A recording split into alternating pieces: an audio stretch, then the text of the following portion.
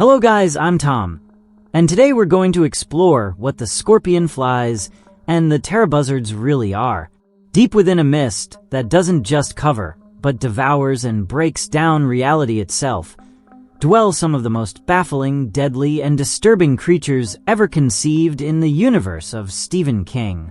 Both in his original novel and in the acclaimed 2007 film adaptation directed by Frank Darabont, two entities emerge as true living nightmares, symbols of absolute chaos and humanity's failure when tampering with forces it cannot understand.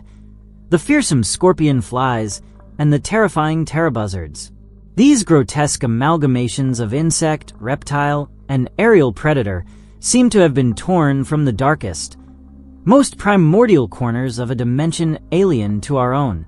They slither, crawl, or fly through the gloom with a sinister grace, as if waiting patiently for the precise moment to cross the veil between their world and ours.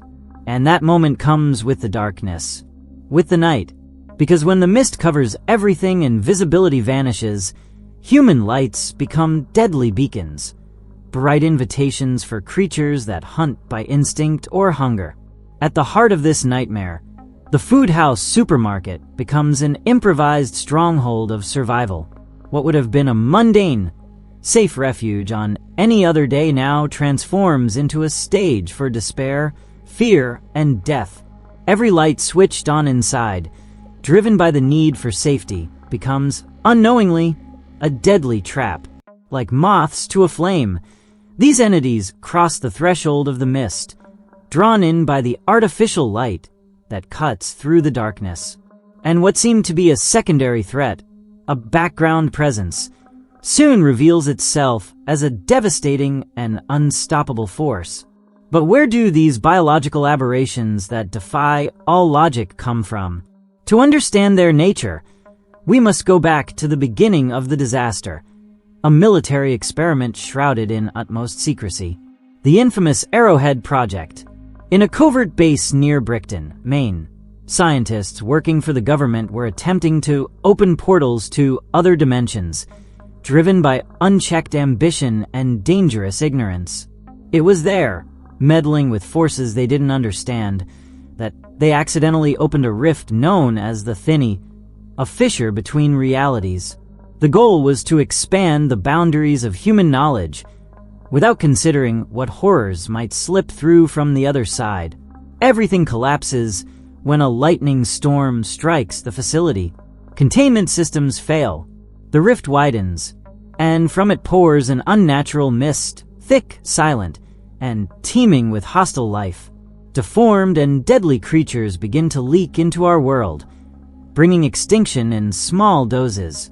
It marks the beginning of the end for Brickton, the start of an invasion that needs no weapons or armies, just time and darkness.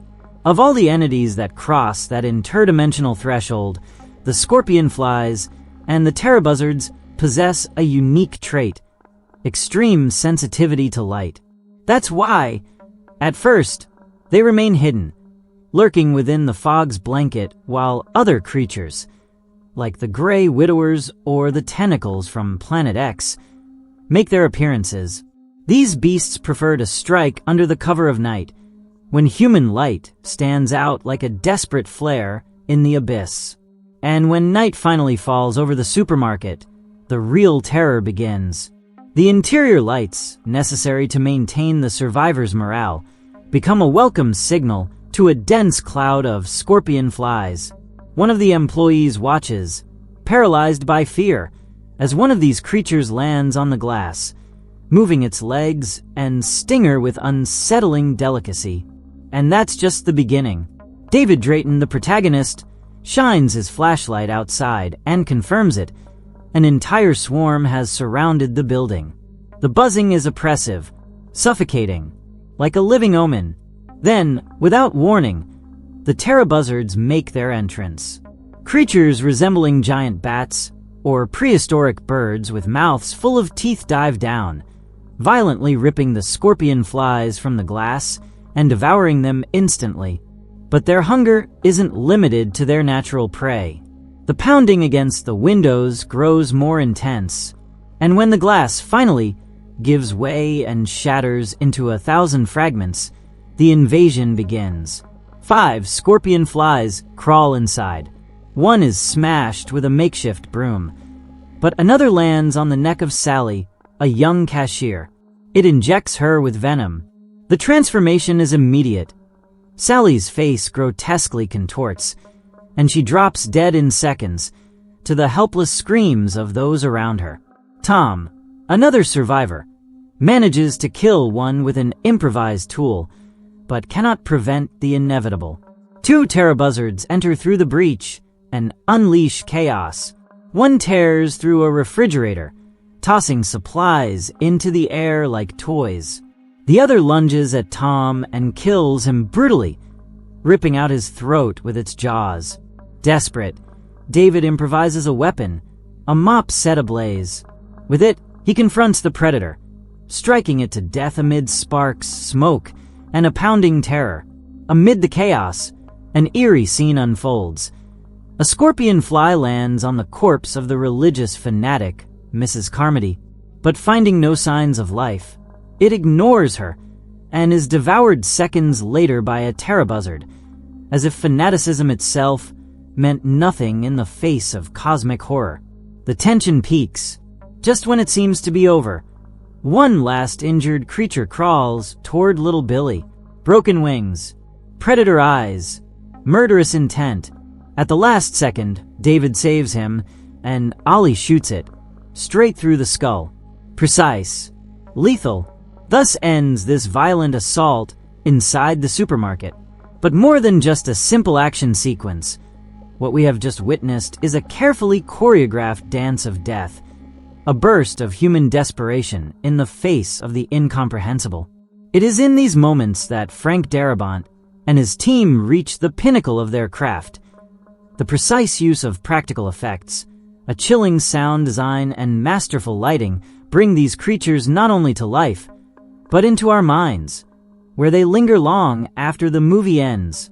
Now, in this deep dive, we're going to explore the darkest and most fascinating details of their anatomy, behavior patterns, and conceptual design. What turned them into symbols of interdimensional horror? Because in the mist, true terror doesn't just come from what you can't see, but from what's already watching you, waiting, just beyond the glass. They call them scorpion flies, and with good reason. Just the mere mention of their name provokes an almost instinctive shiver, as if our brains, on a primordial level, recognize that something about them is deeply wrong. These creatures don't appear with the lethal elegance of a natural predator, nor do they take a form easily classifiable within earthly biology. No, their nature is disorder, terror, and evolutionary aberration. Their bodies are segmented and bulbous, crowned with a grotesquely oversized stinger located at the end of an abdomen that looks like a cross between an underworld scorpion and an insect built from mismatched parts. Their skin, or rather, their exoskeleton, has the appearance of something charred, dark, cracked, almost as if it had been scorched in the fires of some infernal dimension.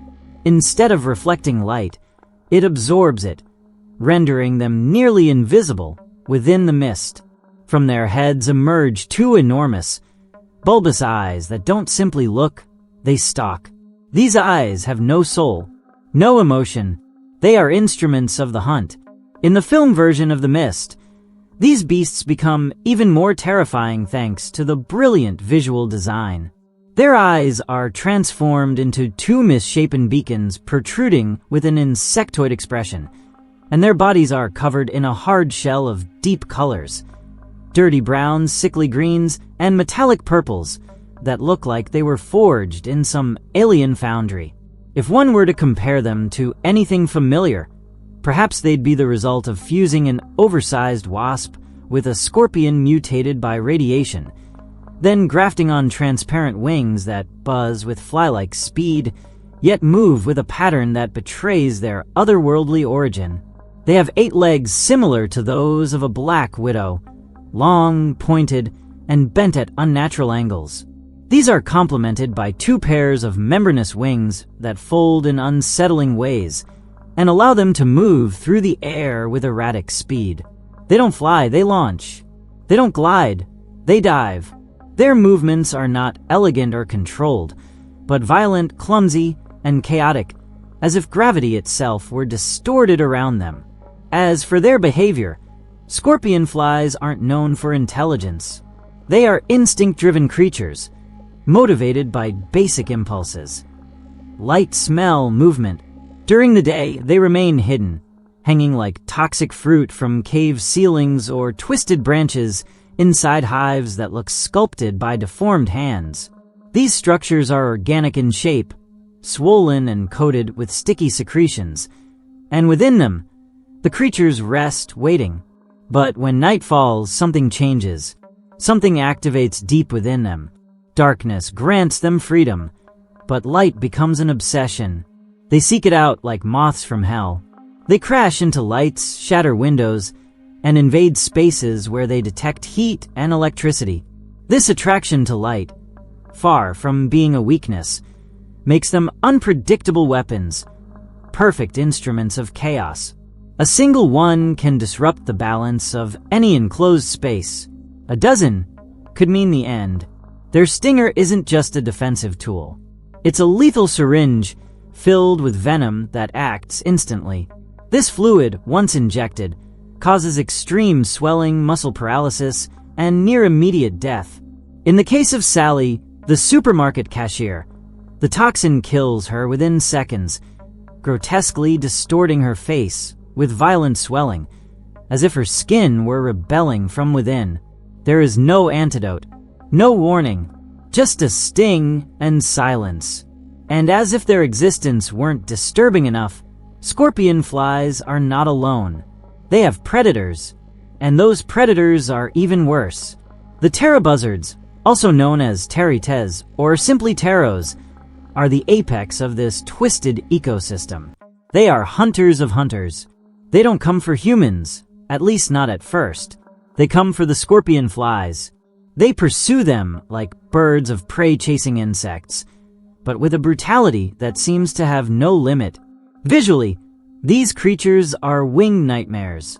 They have elongated, bony bodies, covered in pale, moist skin that resembles the color of lifeless flesh. Their wings are membranous, bat-like, but larger, stiffer, and more serrated. Their beaks are not straight, like a bird's, but curved and segmented, like sickles designed to cut through living flesh. And when they do, there are no screams, only the sound of flesh being torn. In the original novel, Stephen King describes them as albino creatures with glowing red eyes like burning coals, triangular heads, and bodies reminiscent of pterosaurs. But Frank Darabont and Greg Nicotero took a different approach for the film. They turned them into something far more disturbing and unpredictable. Their skin takes on sickly pinkish tones. Their eyes are glassy and oversized, like those of a creature born blind, but able to see across dimensions. Their hind legs end in triple claws, sharp as hooks, used to hang from ceilings or rip effortlessly through flesh. A curious design detail. They have two pairs of wings, one smaller pair attached to their arms, and a larger set extending from their backs. This visual choice was inspired by the silhouette of the X-Wing ship from Star Wars, giving them a recognizable yet unreal profile. Their movement is erratic, but their attacks are direct, raw, and devastating. If something moves, they strike. If it breathes, they shred it. When they burst into the supermarket, they do so with the violence of a caged hurricane. One crushes a refrigerator as if it were a cardboard box. Another lunges at Tom and, without warning, rips out his throat in a single bite. It's at that moment that David improvises a weapon, a mop soaked in alcohol and lit on fire. In a brutal scene, he uses it to repel the monster, beating it to death in a frenzy of primitive desperation. The most terrifying thing about the Pterobuzzards is that they don't hunt for pleasure. They hunt because they must. because they're programmed to eliminate the other creatures and anything else that crosses their path. And there's more. A disturbing detail connects them to the wider multiverse of Stephen King. In From a Buick 8, a nearly identical creature is mentioned, suggesting that these entities don't just exist in the mist, but are part of a much larger network of extra-dimensional horrors. Creatures that hail from a plane where time and form are not fixed, where matter transforms and nightmares evolve. And like the tentacles from Planet X, when the Pterobuzzards die, they dissolve into a dark, viscous substance, as if their very flesh refuses to remain in our reality.